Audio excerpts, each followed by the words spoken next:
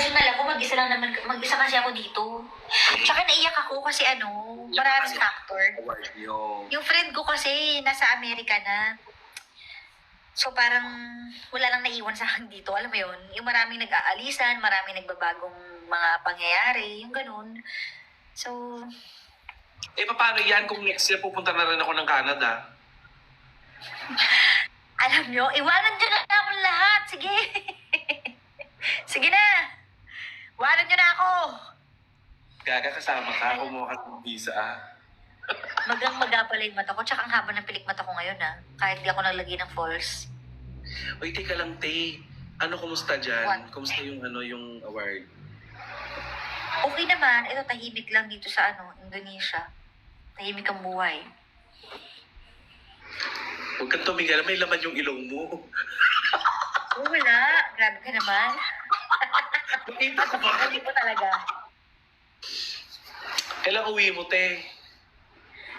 Uwi ko is Friday. Uwi ka na para makalimutan mo lahat yan. Eh di kapag andyan ako, stress na naman ako. Sa bagay.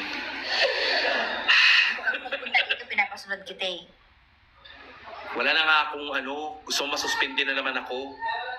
Eh ano naman, Wow. sanay ka naman masuspend.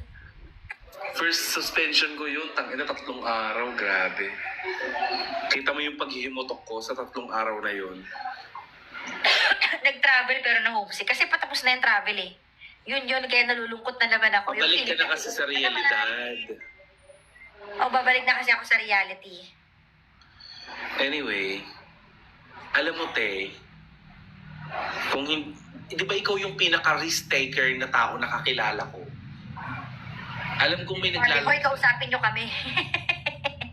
Alam kong may naglalaro sa isip mo na gusto mong bagay na gawin, pero iniisip mo kasi yung kapakanan ng family. Yes. Sabi mo nga kanina, may savings ka naman. So, why not jumping into that, Hindi na ako pwede basta-basta mag-jump ngayon, te, unlike before. Kasi mas mahirap yung sitwasyon ngayon. Kaya hindi ko magawang mag-jump. paano mo malalaman kung hindi mo susubukan? Marami ka na kasing i-consider eh. Siguro kung wala akong kino-consider, madaling gawin to. Ako pa. Uy, alam mo yung, So- ito yung sinabi nila kanina. Akala ko dati insecurity yung yung nararamdaman. Kasi ikaw napansin ko yun. Sabi ko, bakit parang nagmamadali tong gaga na to na yumaman, magkaroon ng ganito. Tapos nung nagtanong ako sa psychiatrist ko, sinabi niya, midlife crisis yan.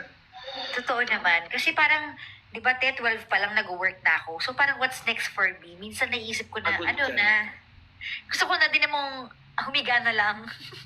Hindi, tsaka nawalan ka na ng passion at gana dun sa mga bagay na dating nagpapasaya sa'yo. It shows, ilang beses na pumasok ako sa bahay niya, sabi ko, para itong bahay ng isang retiradong artist. Yung sabi ko, yung wala na siyang gana. Tapos yun, nakita ko nga, ay oo nga, wala na siyang gana kasi nabali na yung kama mo. So, Ay, the best way na pwede mong gawin, Te, is ihanda yung sarili mo na mag-jump into a decision na tingin mo hindi mo kaya.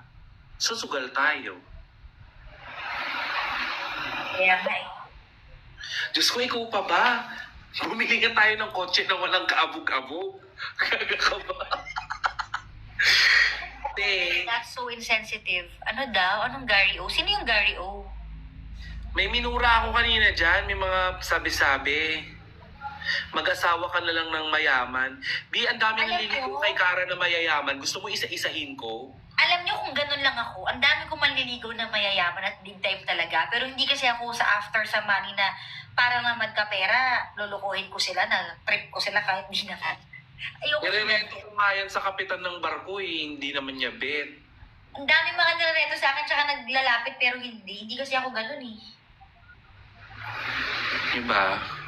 Ano po topping Biskara? Live ka ba, te? Hindi, nag-join lang ako sa live mo. Tapos na din ako mag-live kasi kumanta-kanta ko kanina. Awa ng Diyos, yung pagla-live ko kanina, wala din naman nag-gift, konti lang din. Anyway. Sa mga nagsisend. At saka hindi totoo yun yung TikTok account ko to. Ano na? Alam mo na, Report it mayaman na asawain ko na. Kaya